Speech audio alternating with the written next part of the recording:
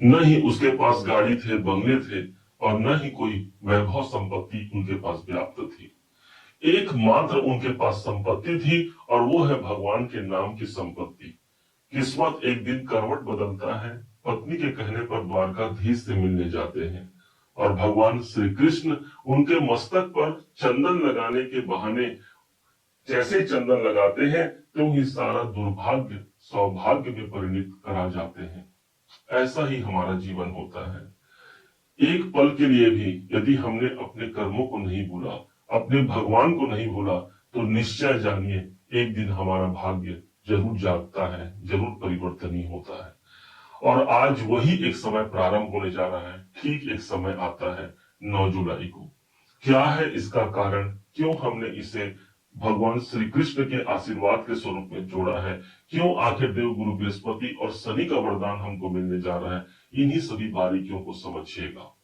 शनि हमारे कर्म है, अर्थात कर्म के अधीन होकर हम भाग्य को बढ़ा सकते हैं। यहाँ पर सुदामा ने वही कर्म किया था, भगवान का मनन किया था, चिंतन किया था, और चल करके उतनी दूरी की यात्रा को संपन्न किया था। तब द्वारकाधीश के द्वारा उनको साम्राज्य की प्राप्ति हुई थी। ठीक इसी प्रकार यहाँ पर हम समझेंगे कि देव गुरु बृहस्पति और शनि के समर्थन से कौन से ऐसे 4 काम हैं जो इस समय पर अर्थात 9 जुलाई से लेकर के 18 अक्टूबर तक सबसे ज्यादा मजबूती से आपको मिलने जा रहा है। शुरुआत से ही शुरू करते हैं।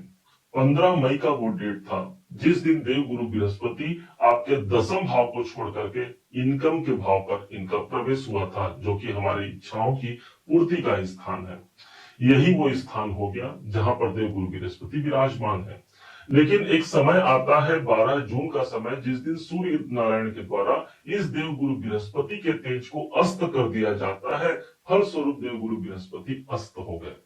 अब पुनः फिर से ये 6 जुलाई को उदित अवस्था पे आ गए, लेकिन इनके बालत्व अवस्था पर होने के कारण 3 दिन का समय यूं ही चला गया, और अंततः वो समय आता है जिस दिन देव गुरु बृहस्पति पूर्ण रूप से उदित होकर के हमारे भाग्य को एक नया सहारा, एक नया समर्थन, और सबसे अधिक विशेषता तो ये हो गई, इच्छाओं की पूर्ति होने जा रही है। क्या होगा, कैसे होगा, शनि के प्रभाव को भी साथ में हम संयुक्त करके द्विगोचर सिद्धांत के अनुसार जो परिणाम मिलने जा रहे हैं उसको बताने जा रहे हैं। सबसे पहला परिणाम इन 4 परिणामों में जो प्राप्त होना है वो होगा हमारे 11वें घर का परिणाम। 11वां घर कोई बड़ी इच्छाएं हमारी अधूरी रह गई है, जो काफी लंबे समय तक उस समय का इंतजार कर रहे हैं जिस समय पर हमारी कामना पूर्ण होना है। तो यहाँ पर देव गुरु बृहस्पति ही उदय हो रहे हैं, अर्थात हमारा भाग्य उदित हो रहा है। कोई कार्य इस समय पर सबसे ज्यादा मजबूती से मिलेंगे, देव गुरु बृहस्पति का यह वरदान साबित होगा। यही नहीं, यही स्थान हमारे लाभ का होता है, हमारे इनकम का होता है। लाभ के योजना हमने बनाया है, लेकिन उस लाभ तक पहुंच नहीं पाए हैं, तो यहाँ ईश्वर की कृपा प्राप्त हो रही है, अर्थात वहां हम अपने लाभ की प्राप्ति ही नहीं बल्कि उस लाभ को एक सही ढंग से अपने जीवन के आने वाले विशेषता को प्राप्त करने के लिए उस धन को लगा करके एक नए आयाम को प्राप्त करने जा रहे हैं, अर्थात एक बड़े लाभ की इच्छा यहाँ पर हमारी पूरी होती है।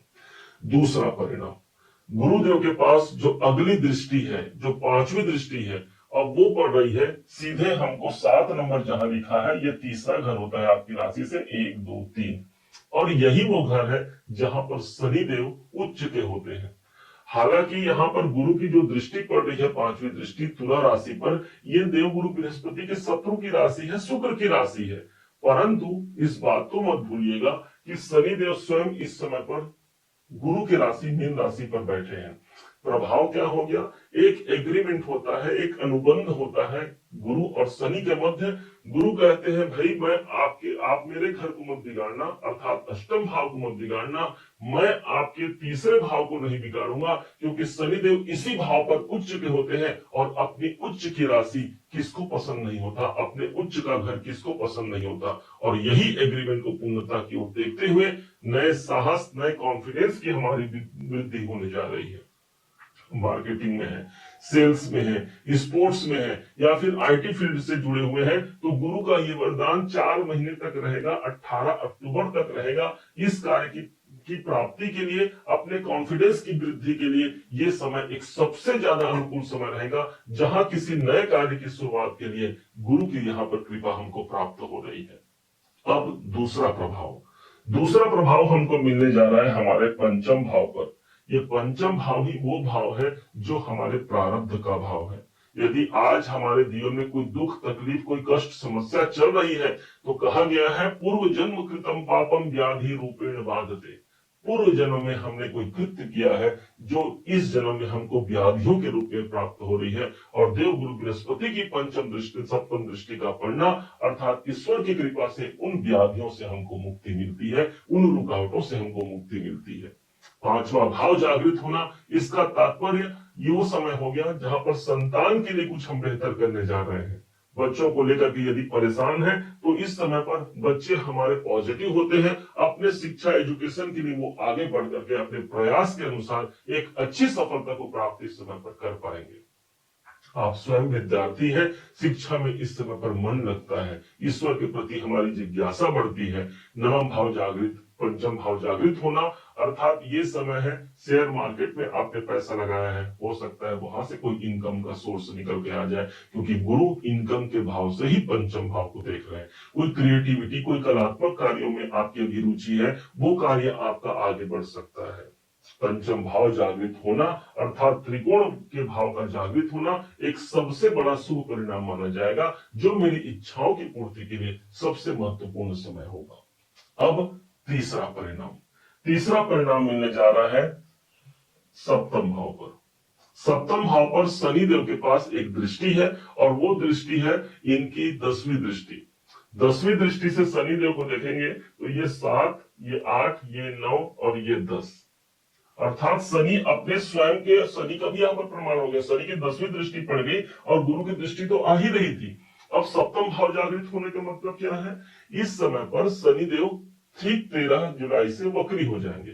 अब वक्री होकर के इनका प्रमाण एक घर पीछे पर मिलेगा, अर्थात वही वो स्थान होगा जहां गुरु की नवम दृष्टि पड़ रही है और देव गुरु बृहस्पति के वक्री अवस्था पर होने के कारण सप्तम भाव का प्रभाव मिल गया। द्विगोचर सिद्धांत के अनुसार जिस घर पर लंबे अवधि तक चलने वाले ग्रह गुरु और शनि का सपोर्ट मिल जाए, उनका प्रभाव आ जाए, वो कार्य मजबूती से होता है। इसका मतलब सप्तम भाव आपका बिजनेस, आपके व्यापार के लिए एक अच्छे समय की शुरुआत होते हुए देख सकते हैं। यही नहीं, क्योंकि दसम से दसम होता है सप्तम भाव, इसके भावान के सिद्धांतों के अनुसार इस समय पर हमारा कैरियर हमारा सपोर्ट करेगा। और यही नहीं, मुझे मेरे भाग्य का सहारा भी मिल गया। आपने 100 रुपए का काम किया है, यदि हमको अभी तक 50-60 रुपए प्राप्त हो रहे हैं, आपके अंदर योग्यता है लेकिन उसके बाद भी कम हमको प्रॉफिट मिल रहा है, तो यहाँ पर हमारा भाग्य के रूप में शनि और गुरु का समर्थन भी मुझे प्राप्त होता है, जो मेरे सप्तम भाव को, मेरे केंद्र भाव को सबसे ज्यादा मजबूती से जागृत करता है। विवाह के लिए गुरु की दृष्टि का बड़ा महत्व होता है, और गुरु की ही नवम दृष्टि पड़ रही है, तो जो वैवाहिक जीवन को लेकर के परेशान है उनके लिए अच्छी खबर है कि गुरु की दृष्टि आ रही है, अर्थात वहां पर संतुलन बनेगा।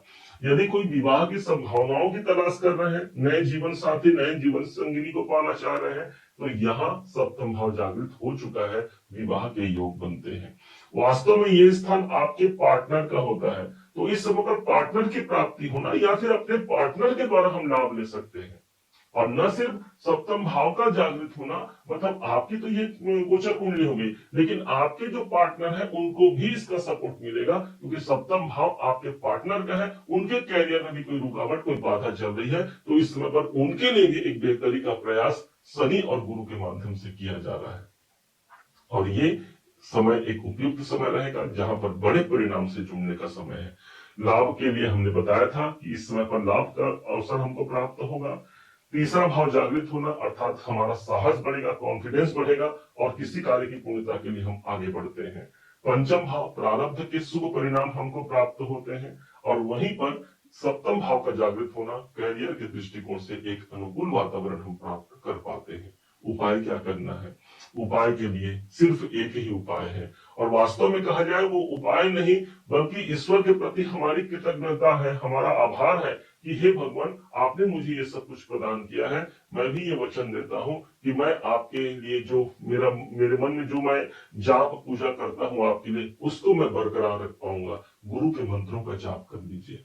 ओम ब्रीं बृहस्पति नमः का जाप, जिनके यदि आपने गुरु बना लिया है तो गुरु के मंत्रों का जाप कीजिए। और यदि गुरु नहीं बने हैं तो सारे जगत के एक ही परम पिता है, एक ही गुरु है, और वो है जगत गुरु भगवान शिव जी।